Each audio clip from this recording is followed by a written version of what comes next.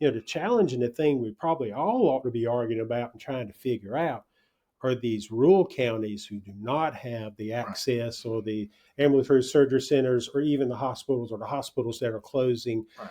How do we fix that? That's what we should be arguing and talking about because that's the challenge. If you're living in some of our counties where the population is going in the other direction, you've got to drive 2, 3 counties away before you can get to a hospital.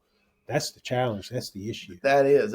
And you and I are not going to solve that No. today. I've got some opinions which are not nearly as educated as yours about it, but I mean, I've looked into it.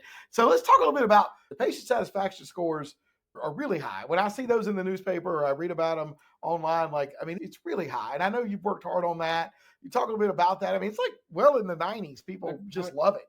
I think it's like over 90%. I Our think. teams, both at Smithfield and Clayton, it's something we talk about every day, and it's about caring for those patients and caring for those families that come in there, being responsive to them. One of the things I think that we instituted that was one of the biggest satisfiers and drove some of those patient satisfaction scores.